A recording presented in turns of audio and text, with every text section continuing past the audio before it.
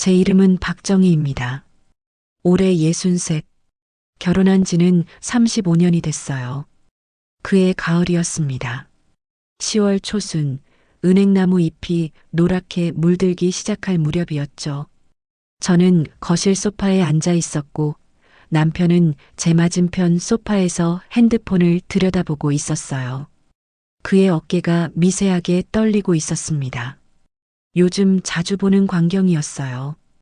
여보, 저녁 뭐 먹을까요? 제가 물었을 때 남편은 깜짝 놀라며 핸드폰을 주머니에 쑤셔 넣었습니다. 아, 당신. 언제부터 거기 있었어? 방금요. 왜 그래요? 놀란 것처럼. 아니, 그냥 집중하고 있어서. 남편의 눈이 제 눈을 피했어요. 결혼 생활 35년. 우리는 서로의 눈만 봐도 속을 알 수 있었습니다. 아니, 알 수 있었다고 생각했어요. 지금 저 눈빛은 처음 보는 것이었습니다. 회피, 불안, 그리고 무언가 더 어두운 것. 남편 최민수는 중견 제약회사 부장이었어요. 2년 후면 정년입니다. 요즘 그가 자주 하는 말이 있었죠. 정년이 얼마 안 남았어.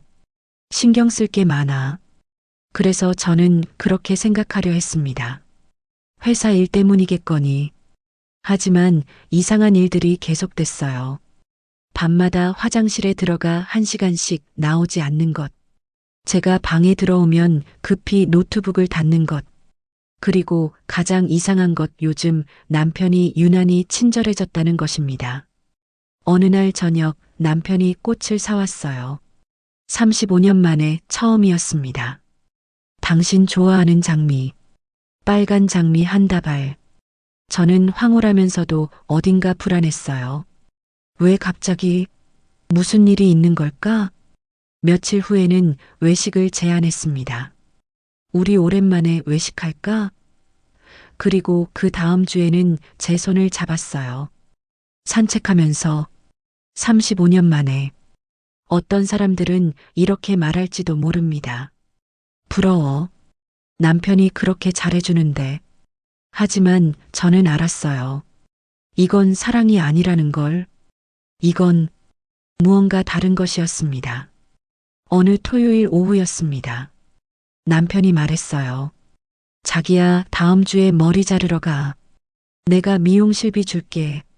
갑자기 왜? 당신 예뻐 보였으면 좋겠어서. 35년 만에 처음 듣는 말이었습니다. 남편의 눈에서 무언가가 반짝였어요. 애정이 아니었습니다. 그건 계획이었어요. 밤이 되었습니다. 남편의 코 고는 소리가 들렸어요. 저는 침대에 누워 천장을 바라봤습니다.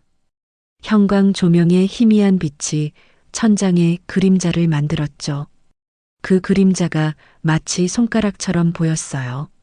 나를 가리키는 손가락. 그때 창밖에서 무언가 움직였습니다. 저는 몸을 일으켜 창가로 갔어요. 가로등 불빛 아래 한 여자가 서 있었습니다. 젊은 여자. 그녀는 우리 집을 올려다보고 있었어요. 3층, 우리 집 창문을. 제가 커튼을 살짝 열자 그녀는 휙 돌아서서 사라졌습니다. 저는 그날 밤 잠을 이루지 못했어요. 남편의 코 고는 소리, 창밖의 여자, 갑작스러운 친절함. 퍼즐 조각들이 제 머릿속에서 떠다녔지만 아직 그림은 완성되지 않았습니다. 다음 날 아침 저는 화장실 거울을 봤어요. 63년을 살아온 여자의 얼굴, 주름, 기미, 처진 눈꺼풀, 그리고 그 속에서 낯선 사람을 발견했습니다. 불안에 떠는 여자, 무언가 잘못되고 있다는 걸 감지한 여자. 거울 속에 그 여자가 제게 속삭였어요. 조심해. 뭔가 오고 있어. 불안은 그렇게 소리 없이 우리 집에 들어와 자리를 잡았습니다. 마치 가을 안개처럼. 보이지 않지만 모든 것을 적시는. 그때 저는 몰랐어요. 이 불안이 단순한 기우가 아니라는 것을. 그리고 한 달 후 제 인생이 완전히 바뀔 거라는 것을. 그 일이 있고 일주일쯤 지났을 때였습니다. 토요일 오후 남편이 서류 몇 장을 제 앞에 펼쳤어요. 보험 약관이었습니다. 두툼한 종이 뭉치, 작은 글씨로 빼곡히 적힌 내용들. 저는 그 서류를 천천히 넘겨봤어요. 솔직히 말하면 보험 약관 같은 건 잘 모르겠더라고요. 작은 글씨들이 눈앞에서 아른거렸습니다. 그런데 한 줄이 눈에 확 들어왔어요. 보험 금액 10억 원. 10억? 10억 원이었습니다.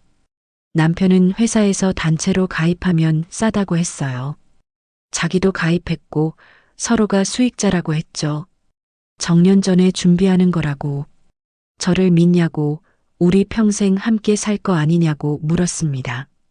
평생 함께 살 거잖아. 그 말이 왠지 무겁게 느껴졌어요. 저는 펜을 들었습니다. 손이 떨렸어요. 이상했습니다. 단순한 보험 가입인데 왜 이렇게 불안한지. 박정희. 제 이름을 쓰는 동안 펜 끝에 힘이 들어갔어요. 마치 뭔가 돌이킬 수 없는 일에 서명하는 것 같았습니다. 그 후 며칠은 평온했어요. 아니, 평온한 척 했다고 해야 할까요? 저는 일부러 남편의 행동을 관찰하지 않으려 했습니다. 의심하고 싶지 않았거든요.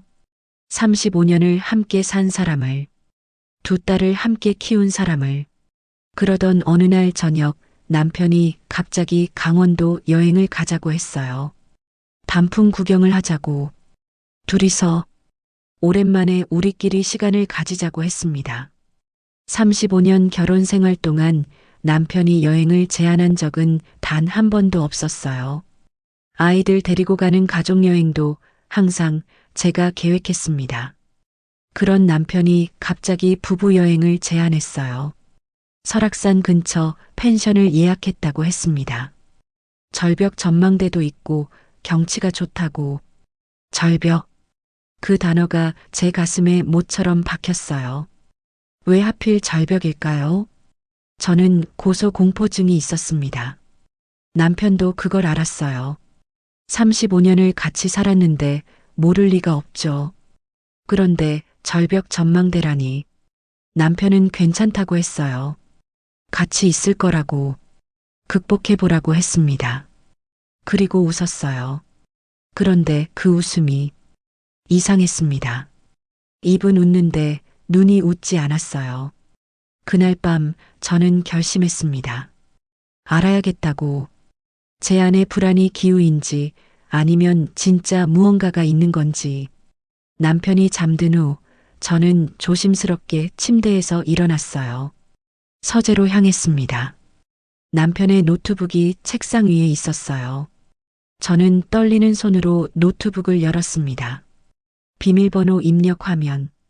우리 결혼 기념일을 입력했어요. 틀렸습니다. 남편 생일. 그것도 틀렸어요. 아이들 생일. 모두 틀렸습니다. 포기하려는 순간 노트북 모서리에 붙은 작은 포스트잇이 보였어요. 유진천 28. 유진이가 누굴까? 저는 노트북을 펼쳤습니다. 첫 화면은 평범했습니다. 이메일 문서 파일들. 하지만 브라우저를 열었을 때 제 심장이 멎는 줄 알았어요. 검색 기록이 그대로 남아 있었습니다. 절벽 사고 생존율, 추락 사망 보험금 지급 기간, 완전 범죄 조건, 사고사 위장 방법, 산악 사고 조사 절차. 손이 얼음처럼 차가워졌어요. 숨이 막혔습니다. 아니야. 이건 오해일 거야. 남편이 무슨 소설이라도 쓰는 건가?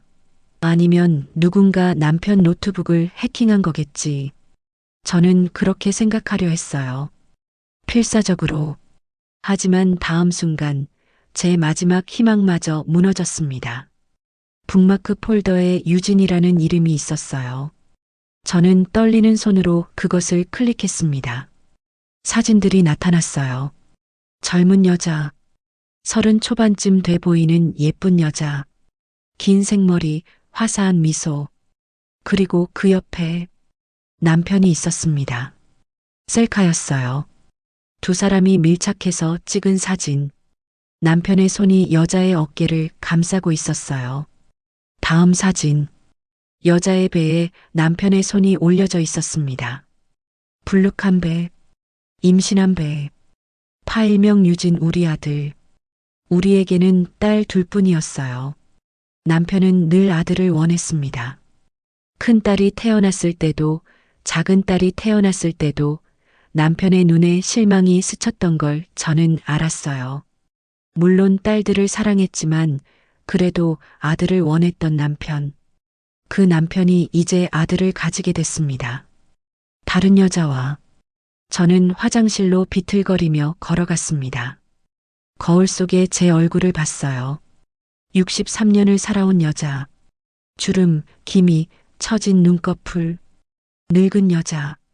아들을 낳을 수 없는 여자. 10억이라는 가치가 매겨진 여자. 그때 깨달았습니다. 보험, 10억, 절벽, 사고사, 유진, 아들. 퍼즐 조각들이 맞춰지기 시작했어요. 그리고 그 그림은 너무나 끔찍했습니다. 남편이 저를 죽이려 한다. 아니, 정확히는 남편이 저를 사고로 위장해서 죽이고 보험금 10억을 받아 젊은 여자와 아들과 함께 새로운 인생을 시작하려 한다. 변기에 무릎을 꿇고 앉았어요. 토할 것 같았지만 아무것도 나오지 않았습니다.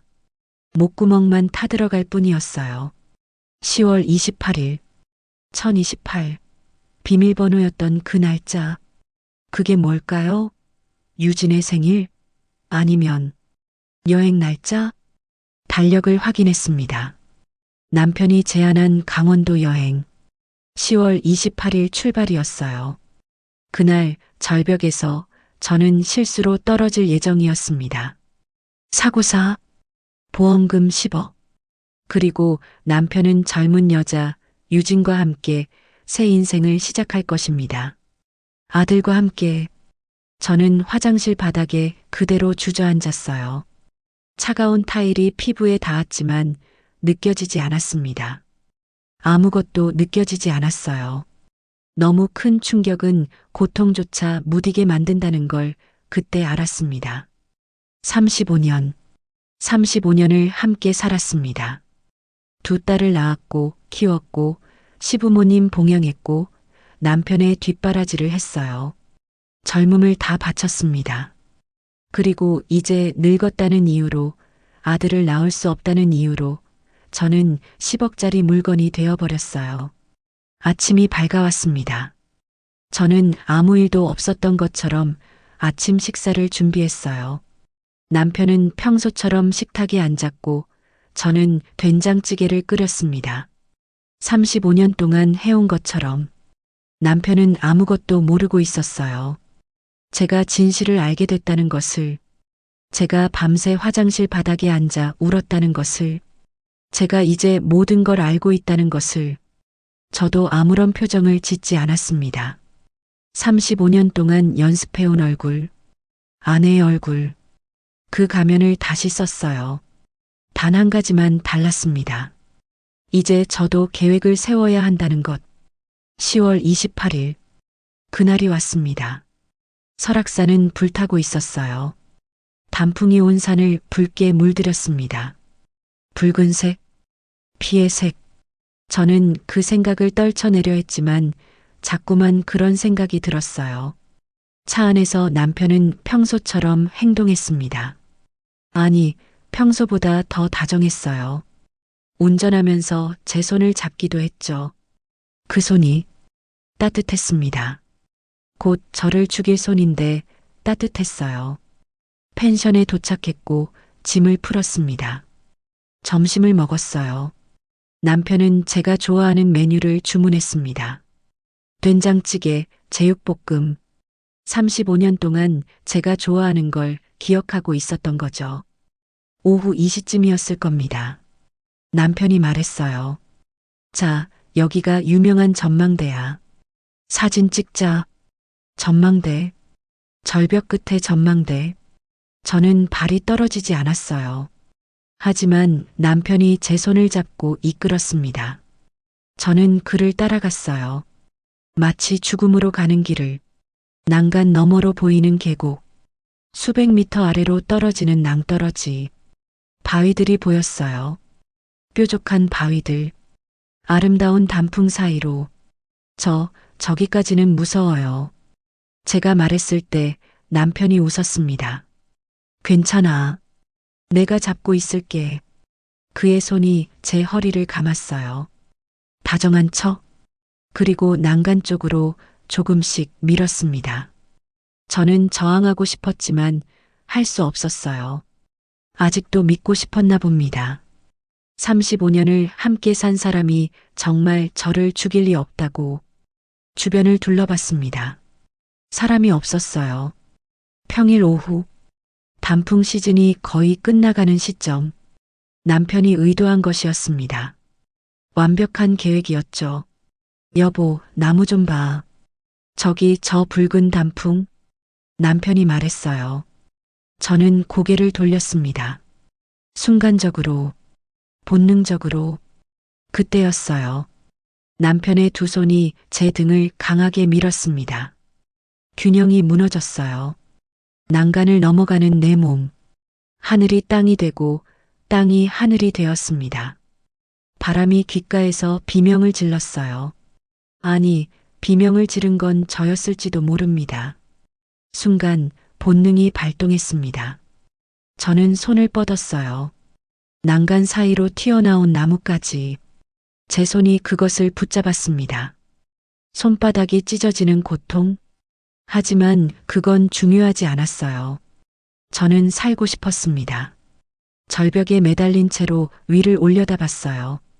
남편이 난간 너머로 저를 내려다보고 있었습니다. 여보, 살려줘요.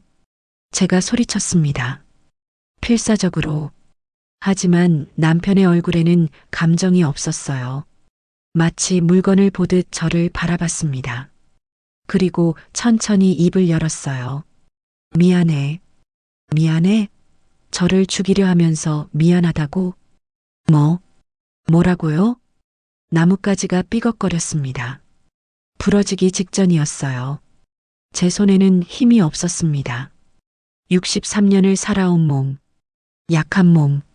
이게 최선이야. 당신도 이해할 거야.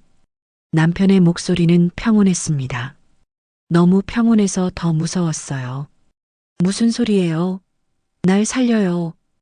유진이가 임신했어. 6개월. 남자애야. 아들. 그 단어가 가슴에 비수처럼 꽂혔습니다. 그래서 날 보험금으로 새 시작할 거야. 유진이도 젊고 아이도 건강하고. 당신은 이제 늙었잖아. 늙었다.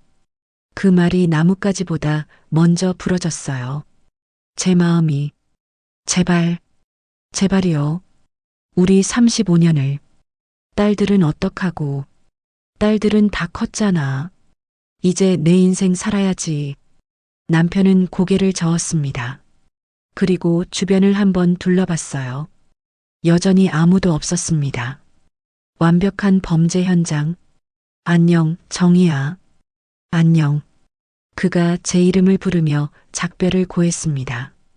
35년 만에 제 이름을 다정하게 부른 것도 이번이 처음이었어요. 남편이 돌아섰습니다. 그리고 걸어갔어요. 저를 두고 절벽에 매달린 채로. 안 돼. 저는 소리쳤지만 그는 돌아보지 않았습니다. 그의 뒷모습이 점점 작아졌어요. 그리고 완전히 사라졌습니다. 나뭇가지가 부러졌습니다. 두 번째 낙하. 바람이 비명을 질렀어요. 나도 비명을 질렀습니다. 하늘이 빙글빙글 돌았어요. 단풍나무들이 회전목마처럼 돌았습니다. 쿵. 중간 지점의 바위에 떨어졌어요. 허리에서 무언가 부러지는 소리가 들렸습니다. 뼈가 부러진 거였어요. 머리가 바위에 부딪혔습니다. 따뜻한 것이 이마를 타고 흘렀어요. 피었습니다. 고통? 말로 표현할 수 없는 고통? 하지만 더 아픈 건 육체적 고통이 아니었어요. 배신의 아픔이었습니다. 의식이 흐려졌습니다. 하늘이 보였어요. 텅 빈 하늘. 구름 한 점 없는 파란 하늘. 아름다운 하늘이었습니다. 저는 생각했어요. 이렇게 죽는 건가? 이렇게 끝나는 건가? 35년의 결혼 생활이, 63년의 인생이, 마지막으로 본 것은 단풍나무였습니다. 붉은 단풍잎이 바람에 떨어져 제 얼굴에 닿았어요. 부드러웠습니다. 그리고 어둠이 찾아왔습니다. 하지만 완전한 어둠은 아니었어요. 저 멀리서 소리가 들렸습니다. 사람들의 목소리, 발소리, 누군가 저를 발견한 거였어요. 여기요. 사람이 있어요. 누군가 소리쳤습니다. 등산객이었을까요? 그 목소리가 점점 가까워졌어요.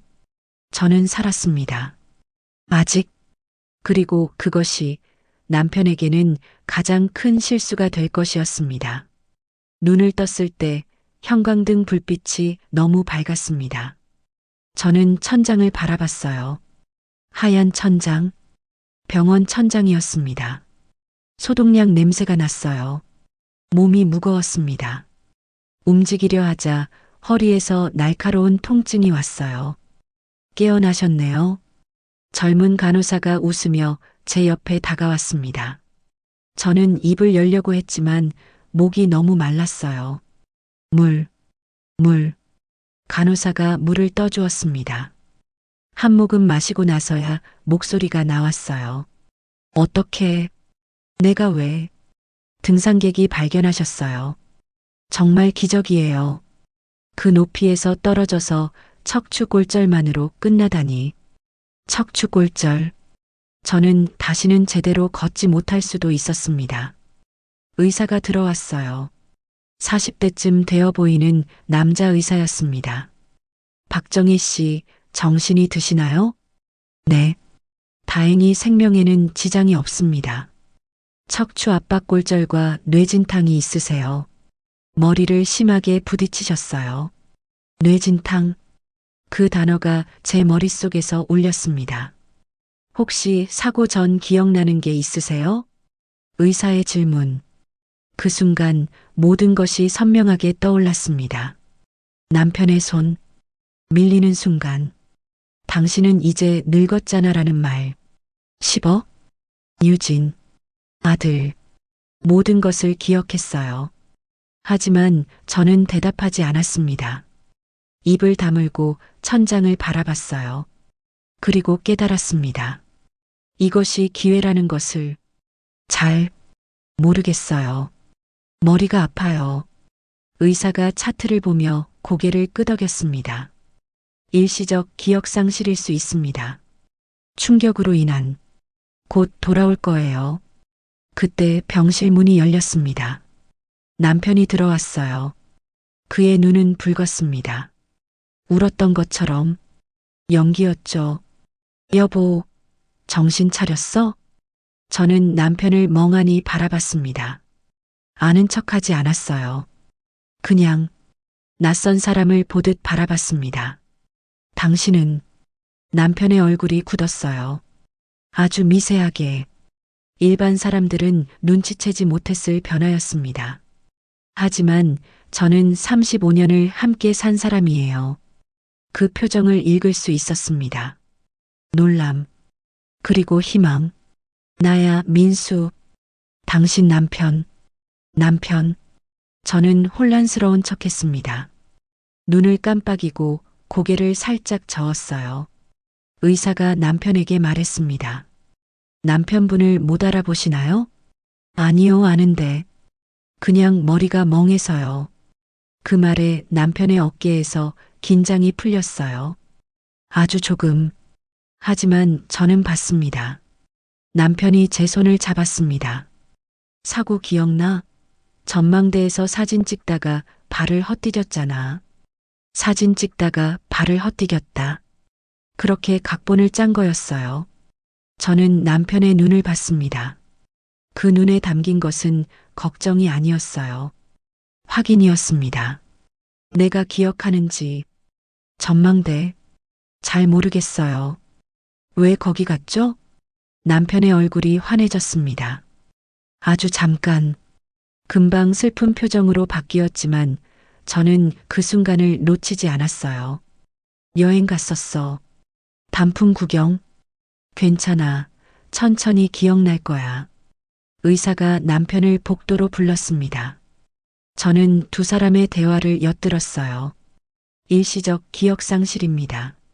외상성 충격으로 대부분 회복되지만 사고 전후 기억은 영구적으로 소실될 수도 있습니다. 그럼 그날 일을 영원히 기억 못할 수도 있다는 거죠? 남편의 목소리에 안도감이 섞여 있었어요.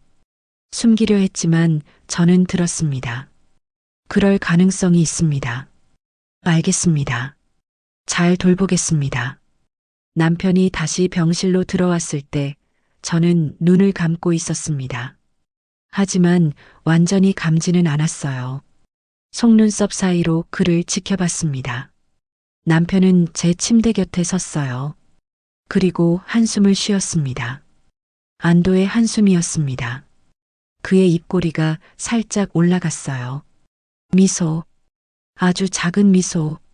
그 순간 저는 확신했습니다. 제 선택이 옳았다고. 밤이 되었습니다. 남편은 간이 침대에서 잤어요. 코를 골았습니다. 편안한 잠, 살인 미수범의 평온한 잠. 저는 천장을 바라봤습니다. 머릿속은 명료했어요. 모든 것을 기억했습니다. 너무나 선명하게. 그의 손길, 그의 말, 그의 배신. 하지만 저는 기억하지 못하는 척할 것입니다. 왜냐하면 이것이 제가 가진 유일한 무기였으니까. 남편은 제가 기억 못한다고 믿을 것입니다.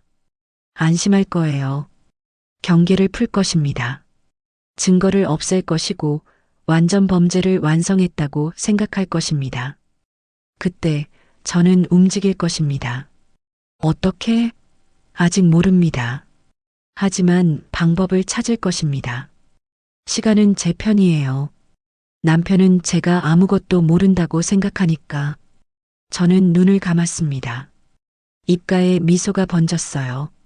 아무도 볼 수 없는 어둠 속의 미소. 35년 동안 저는 착한 아내였습니다. 순종적인 아내. 남편이 원하는 대로 해주는 아내. 하지만 이제는 다릅니다. 이제부터는 제가 게임을 주도할 것입니다. 남편은 절벽에서 저를 밀었어요. 하지만 저는 살아남았습니다. 그리고 그것이 남편이 저지른 가장 큰 실수가 될 것입니다. 다음 날 아침 간호사가 아침 식사를 가져왔습니다. 죽이었어요. 저는 스푼을 들려고 했지만 손이 떨렸습니다. 진짜로 떨렸어요. 척추골절의 후유증이었죠. 남편이 다가와 제 손을 잡았습니다. 내가 먹여줄게. 그는 죽을 떠서 제 입에 넣어 주었어요. 다정한 남편, 헌신적인 남편, 아내를 죽이려 한 남편. 고마워요. 제가 말했을 때 남편이 웃었습니다. 당연하지. 당신 빨리 나아야지. 빨리 나아야지. 왜요? 다시 시도하려고요? 하지만 저는 아무 말도 하지 않았습니다. 그냥 웃었어요. 순한 아내의 웃음. 아무것도 모르는 아내의 웃음. 가면을 쓴 것입니다. 완벽한 가면. 그리고 이 가면 뒤에서 저는 준비할 것입니다. 복수를, 생존을, 정의를. 게임이 시작되었습니다. 퇴원 후 3주가 지났습니다.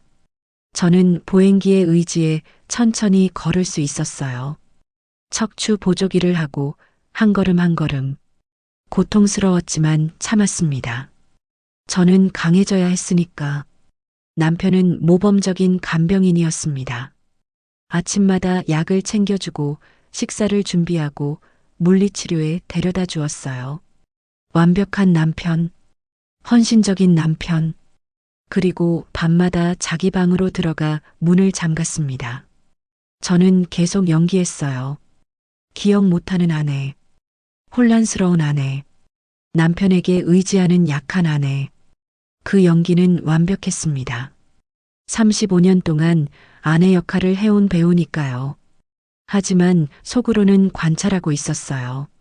남편의 모든 것을, 언제 어디로 가는지, 누구와 통화하는지, 언제 핸드폰을 보는지, 어떤 표정을 짓는지, 그는 안심하고 있었습니다.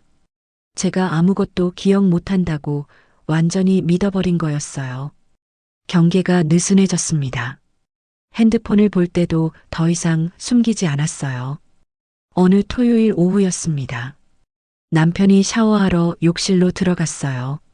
그리고 핸드폰을 거실 테이블에 두고 갔습니다. 실수였죠. 아니면 제가 기억상실이라고 완전히 믿어버린 거였습니다. 핸드폰이 진동했습니다. 카카오톡 알림이었어요. 저는 보행기를 잡고 천천히 다가갔습니다. 화면에 미리 보기가 떠 있었어요. 유진. 그리고 메시지 내용. 오빠, 보험금 언제 나와요? 애 낳으면 돈 많이 드는데. 손이 떨렸습니다. 하지만 이번에는 두려움이 아니었어요. 분노였습니다. 저는 핸드폰을 집어들었습니다. 비밀번호. 몇 번을 시도했어요.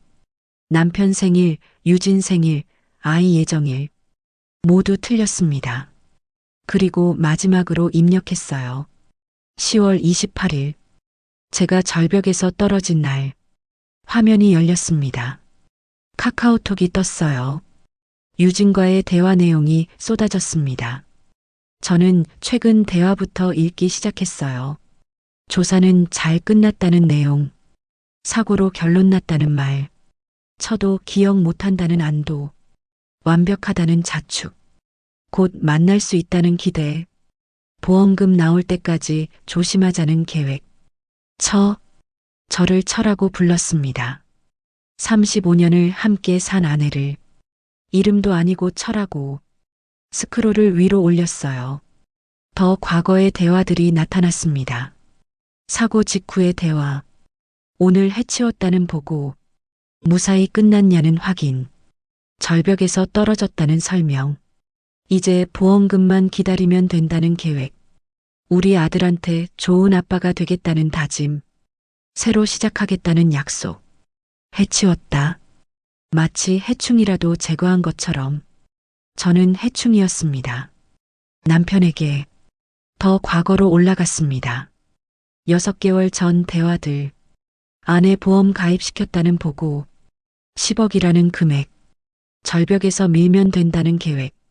사고로 처리하겠다는 각본. 한 번만 하면 아들과 새 출발할 수 있다는 기대.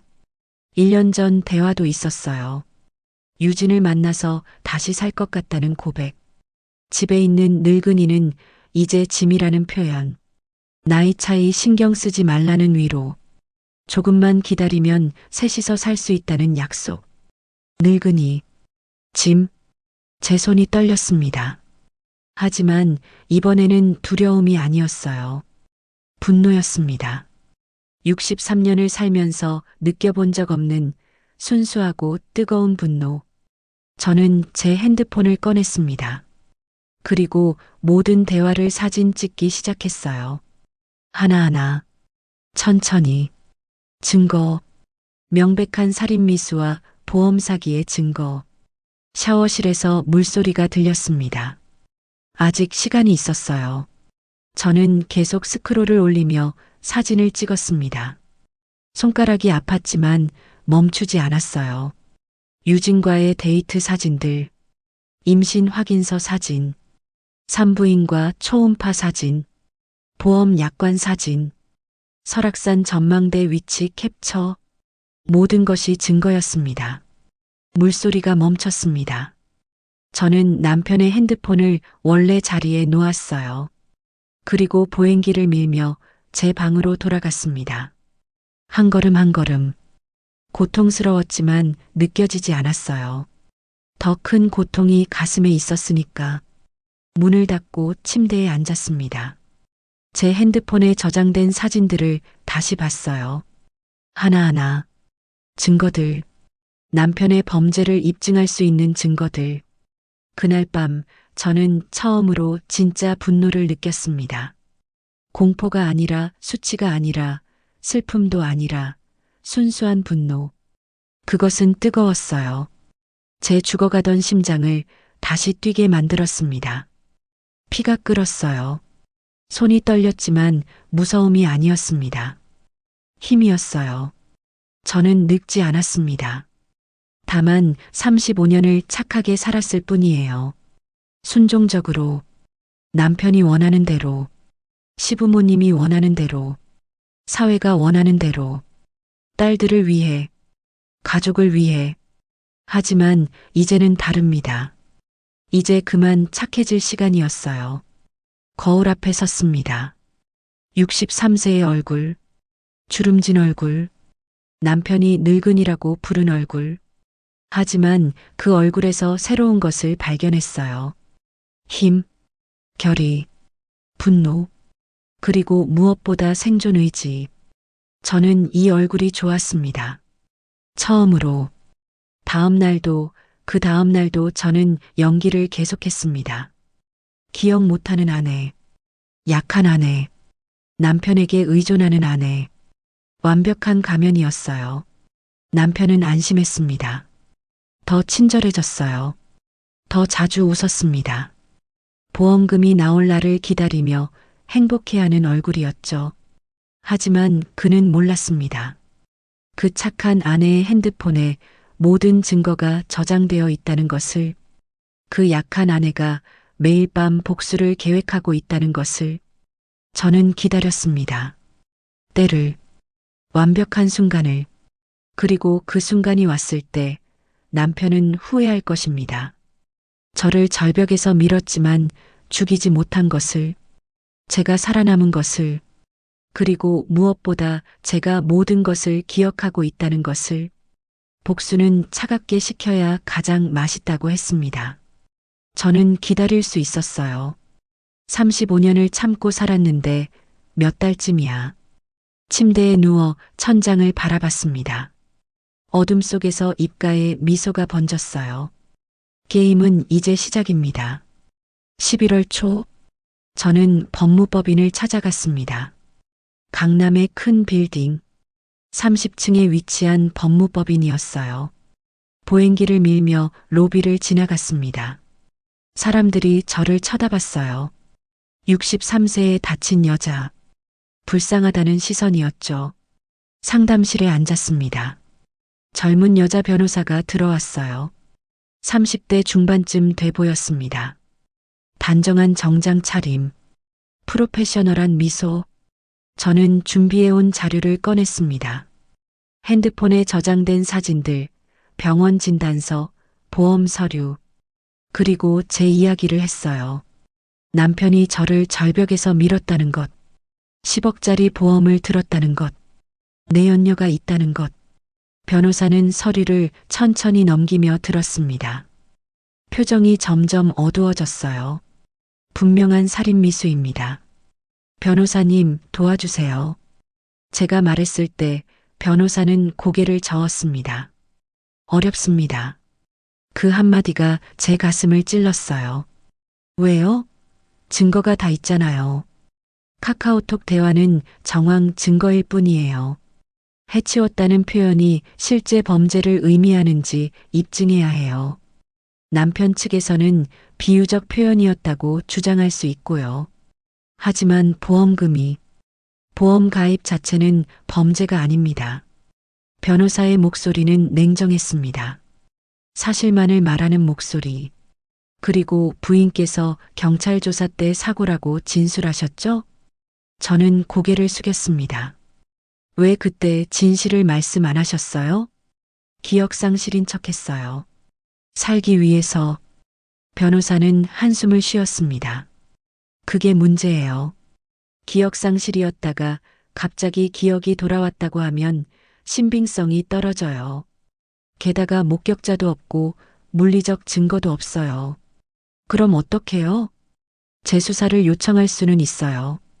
하지만 검찰에서 기소할 가능성은 낮습니다. 입증이 어려워요. 그럼 내가 죽을 뻔했는데 아무도 책임 안 지는 거예요? 변호사는 대답하지 않았습니다. 그 침묵이 답이었어요. 저는 법무법인을 나왔습니다. 거리는 차가웠어요. 11월의 서울. 은행나무 잎이 떨어지고 있었습니다. 노란 잎들이 바닥에 깔려 있었죠. 저는 그 위를 걸었습니다. 보행기를 밀면서 한 걸음 한 걸음 낙엽이 바스락거렸어요. 다음으로 경찰서를 찾아갔습니다. 강력팀 사무실. 형사들이 바쁘게 움직이고 있었어요. 담당 형사는 40대 후반의 남자였습니다. 피곤해 보이는 얼굴. 저는 또다시 제 이야기를 했습니다. 그리고 증거들을 보여줬어요. 핸드폰 사진, 병원 기록, 보험 서류. 형사는 친절했습니다. 하지만 무력했어요. 부인 마음은 이해합니다. 하지만 증거가 부족해요. 당시 사고로 처리했고 목격자도 없어요. 카카오톡 대화는요? 정황 증거입니다. 실제 범죄를 입증하기엔 약해요. 그럼 저는 어떡해요? 형사는 잠시 침묵했습니다. 그리고 조심스럽게 말했어요. 법은 감정이 아니라 증거로 움직여요. 부인의 주장이 거짓말이라는 게 아닙니다. 다만 법정에서 입증하기 어렵다는 거예요. 저는 경찰서를 나왔습니다. 집으로 돌아오는 길 한강을 지나갔어요. 다리 위에서 잠시 멈춰 섰습니다. 물이 검게 흘렀어요. 깊은 물. 뛰어내리면 편할까? 그런 생각이 스쳤습니다. 하지만 뛰어내리지 않았어요. 왜냐하면 그것이 남편이 원하는 것이었으니까. 저는 죽으면 안 됐습니다. 살아서 남편을 응징해야 했으니까. 집에 도착했을 때 남편이 물었어요. 어디 갔다 와? 병원. 물리치료? 응. 거짓말. 저도 이제 능숙했습니다. 그날 밤 딸들이 전화했습니다. 큰딸 수진이었어요. 엄마 괜찮아? 아빠가 잘 돌봐드려? 응. 아빠가 잘해줘. 다행이다. 엄마 빨리 나으셔야 해요. 응. 걱정 마. 전화를 끊고 나서 생각했습니다. 딸들에게 말해야 할까? 아빠가 엄마를 죽이려 했다고. 하지만 말할 수 없었어요. 증거가 부족하다고 했잖아요. 딸들이 믿어줄까요? 저는 침대에 누워 천장을 바라봤습니다. 법이 나를 보호해주지 않는다면 나는 어떻게 해야 하나? 그냥 이대로 살아야 하나? 살인 미수범과 한 집에서 절망이 밀려왔습니다. 천천히 그러나 확실하게. 침대 시트가 무거웠어요. 숨이 막혔습니다. 하지만 그때 문득 깨달았습니다. 법이 정의를 구현하지 못한다면 다른 방법을 찾아야 한다는 것을. 저는 핸드폰을 들었습니다. 인터넷을 검색했어요. 여러 단어들을 입력했습니다. 살인미수, 보험사기, 증거 수집, 몰래 녹음. 그리고 하나의 아이디어가 떠올랐습니다. 남편을 다시 절벽으로 데려가는 것. 이번에는 제가 준비된 채로 녹음기를 들고 증인들과 함께 남편이 다시 시도하게 만드는 거예요. 하지만 이번에는 모든 것이 녹음될 것입니다. 그리고 경찰이 대기하고 있을 것이고 위험한 계획이었습니다. 자칫하면 정말 죽을 수도 있었어요.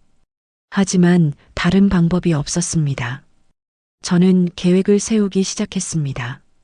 어떻게 남편을 설득할 것인가? 어떻게 증거를 확보할 것인가? 누구를 믿을 수 있을 것인가? 며칠 후 저는 다시 경찰서를 찾아갔습니다. 같은 형사를 만났어요. 형사님, 제가 직접 증거를 만들면 어떨까요? 형사가 눈을 크게 떴습니다.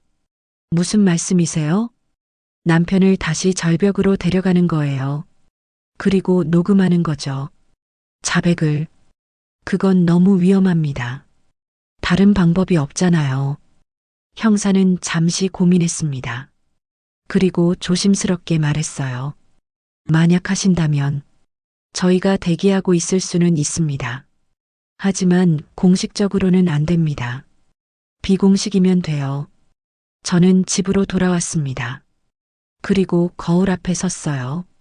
63세의 얼굴, 주름진 얼굴. 하지만 그 눈에는 결의가 담겨 있었습니다. 법이 저를 지켜주지 못한다면 제가 저를 지킬 것입니다.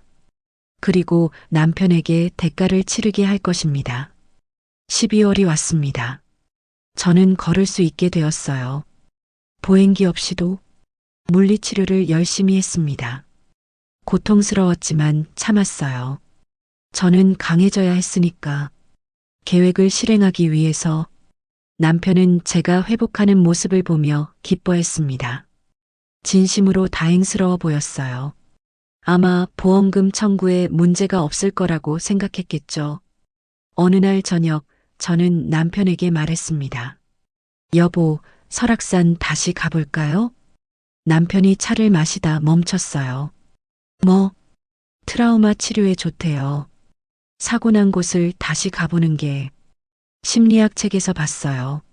아니, 그건 같이 가줘요. 무서워요, 혼자는. 남편은 망설였습니다. 하지만 거절할 이유가 없었어요. 저는 이미 한 번 밀었고 살아남았고 법도 그를 처벌하지 않았습니다. 게다가 기억도 못하는 아내. 완전 범죄였죠. 알았어. 가자. 저는 경찰에 연락했습니다. 박철민 형사. 그는 준비하겠다고 했어요. 비공식적으로 저를 도와주겠다고 했습니다. 소형 녹음기도 준비했어요. 옷 속에 숨길 수 있는 작은 것, 그리고 핸드폰도 모든 것을 녹음할 준비를 했습니다. 12월 중순, 우리는 다시 설악산으로 갔습니다. 차 안에서 남편은 평소처럼 행동했어요. 라디오를 들었고 커피를 마셨고 가끔 제 손을 잡았습니다. 따뜻한 손, 곧 다시 저를 밀 손. 설악산에 도착했습니다. 단풍은 다 떨어지고 없었어요. 겨울이 시작되고 있었습니다. 나무들은 앙상했고 바람은 차가웠습니다. 전망대로 올라갔어요. 같은 곳, 10월 28일, 제가 떨어졌던 바로 그 장소, 난간이 보였습니다. 계곡이 보였어요. 저는 숨을 깊이 들이마셨습니다. 두렵지 않았어요. 이번에는 제가 준비했으니까. 주변을 둘러봤습니다. 사람들이 있었어요. 등산객들, 그리고 멀리 형사들이 대기하고 있었습니다. 등산객으로 위장한 채, 여기야. 여기서 떨어졌어요. 제가 말했을 때 남편의 얼굴이 조금 굳었습니다. 그래. 여기서. 저는 난간 가까이 갔어요. 남편이 제 팔을 잡았습니다. 조심해. 또 떨어지면 어떡해. 괜찮아요. 당신이 있잖아요. 저는 그의 눈을 똑바로 봤습니다. 그리고 말했어요. 기억이 나요. 조금씩. 남편의 얼굴이 창백해졌어요. 뭐가? 당신이 날 밀었던 거요. 침묵. 길고 무거운 침묵이었습니다. 남편이 주변을 둘러봤어요. 사람들이 있었습니다. 그는 웃으려 했지만 입이 떨렸어요. 무슨 소리야? 당신 기억 상실.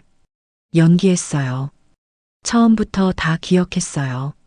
남편의 눈이 커졌습니다. 당신이 날 밀었어요. 10억 때문에, 유진 때문에, 아들 때문에. 당신, 언제부터? 병원에서 눈 떴을 때부터요. 다만 살기 위해 모르는 척 했을 뿐이에요. 남편의 얼굴이 일그러졌습니다. 당황, 분노, 두려움이 뒤섞인 표정. 증거는? 증거 있어? 당신이 다 지웠죠. 노트북, 핸드폰, 서류. 철저하더라고요. 남편이 비웃었습니다. 그럼 넌 아무것도 못해. 증거 없으면 끝이야. 그래서 당신을 여기 데려온 거예요. 남편의 표정이 변했어요. 지금 녹음되고 있어요. 이 대화 전부, 그리고 저기 보이는 사람들, 경찰이에요. 남편이 주변을 둘러봤습니다. 등산객들이 우리를 쳐다보고 있었어요. 그중 몇 명이 천천히 다가오기 시작했습니다. 남편의 얼굴이 붉어졌어요. 분노였습니다. 인연이, 감히, 그가 제게 달려들었습니다. 다시 밀려는 것이었어요. 하지만 이번에는 달랐습니다. 형사들이 재빨리 움직였어요. 남편을 제압했습니다. 바닥에 쓰러진 남편. 수갑이 채워졌습니다. 최민수 씨 살인미수 혐의로 긴급 체포합니다. 박철민 형사의 목소리였습니다. 남편은 바닥에 깔린 채 소리쳤어요. 증거가 뭐야? 기억상실자의 말을 누가 믿어? 저는 무릎을 꿇고 그의 얼굴 가까이 다가갔습니다. 기억상실은 연기였고 당신의 대화는 다 녹음했고 유진과의 문자도 복구했어요. 그리고 가장 중요한 것, 방금 당신이 날 다시 죽이려 했어요. 형사님들 앞에서 남편의 눈에서 모든 빛이 사라졌어요. 형사들이 남편을 일으켜 세웠습니다. 그는 비틀거렸어요. 35년 동안 제가 알던 남편은 없었습니다. 그저 범죄자만 남아 있었어요. 당신이 날 배신해? 남편이 마지막으로 물었습니다. 저는 웃었어요. 길고 쓰라리게. 배신? 살인 미수범한테 충성할 의무는 없어요. 남편이 끌려갔습니다. 저는 그 모습을 봤어요. 멀어지는 뒷모습. 35년의 결혼이 끝나는 순간 혼자 남았습니다. 절벽 앞에 2달 전 제가 떨어졌던 바로 그 자리. 난간을 잡고 아래를 내려다봤어요. 깊은 계곡, 바위, 나뭇가지. 무섭지 않았습니다. 이제 무서운 것은 아무것도 없었어요. 숨을 깊이 들이마셨습니다.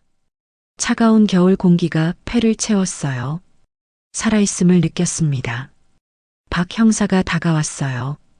부인, 괜찮으세요? 네. 이제 괜찮아요. 용기 있는 선택이셨습니다. 선택이 아니라 생존이었어요.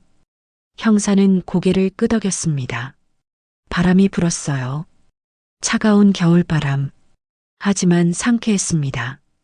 63년을 살며 처음으로 느끼는 감정이었어요. 재판은 6개월 걸렸습니다. 남편은 살인미수로 징역 12년을 선고받았어요. 유진은 방조죄와 위증죄로 징역 3년. 뱃속의 아이는 유진의 부모가 키운다고 들었습니다. 법정에서 남편을 마지막으로 봤어요. 그는 수의를 입고 있었습니다. 백발이 더 많아진 것 같았어요. 늙어 보였습니다. 제가 늙었다고 했던 그 남편이, 그는 저를 쳐다보지 않았어요. 고개를 숙이고 있었습니다. 35년의 결혼. 그렇게 끝났습니다. 딸들은 충격받았습니다. 처음에는 저를 원망했어요. 아버지를 감옥에 보냈다고.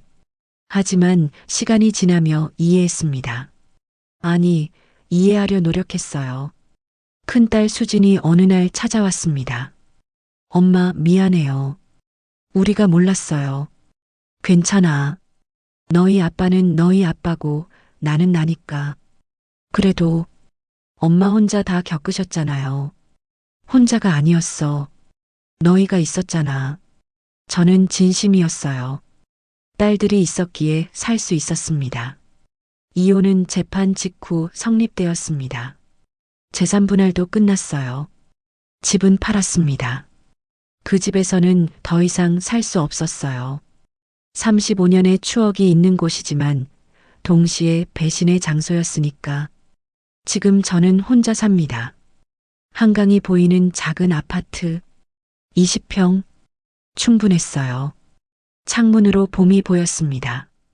벚꽃이 피고 있었어요. 올해로 64세입니다.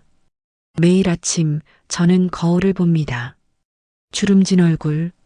하지만 이제 그 주름이 부끄럽지 않아요. 이 주름들은 생존의 증거니까. 63년이 아니라 64년을 살아낸 증거. 죽을 뻔했지만 살아남은 증거. 물리치료는 계속하고 있습니다. 척추는 완전히 회복되지 않았어요. 가끔 아픕니다. 비 오는 날이면 더 아파요. 하지만 걸을 수 있습니다. 뛸 수도 있어요. 살아 있습니다. 오늘은 딸들과 점심 약속이 있습니다. 수진이 전화로 물었어요. 엄마, 요즘 어때요? 외롭지 않아요? 아니, 좋아. 정말 좋아. 혼자 사는 거 괜찮아요? 응. 혼자가 편해. 거짓말이 아니었어요. 정말로 편했습니다. 누구 눈치 볼 필요도 없고 아침에 일어나는 시간도 제 마음대로고 먹고 싶은 건 먹고 보고 싶은 것 봅니다. 수화기를 내려놓고 옷을 입었어요. 밝은색 블라우스, 핑크색. 오랜만에 입는 색깔이었습니다. 남편은 화려한 색을 싫어했거든요. 조신하게 입으라고 했죠. 하지만 이제 그런 말 들을 필요 없습니다. 거울 앞에 섰습니다. 머리를 빗고 립스틱을 발랐어요. 핑크색 립스틱, 봄 같은 색. 제 얼굴이 환해 보였습니다. 현관문을 나서며 뒤돌아봤어요. 깨끗하게 정돈된 집. 혼자 사는 집이지만 쓸쓸하지 않았습니다. 오히려 평온했어요. 엘리베이터를 타고 내려갔습니다. 로비를 지나 밖으로 나섰어요. 봄바람이 불었습니다. 따뜻했어요. 벚꽃잎이 날렸습니다. 하얀 눈처럼. 저는 그 속을 걸었어요. 한강이 보였습니다. 반짝이는 물결. 그 위로 햇빛이 춤을 췄어요. 아름다웠습니다. 벤치에 앉아 잠시 쉬었습니다. 강을 바라봤어요. 흐르는 물, 멈추지 않는 물. 저도 그렇게 흘러왔습니다.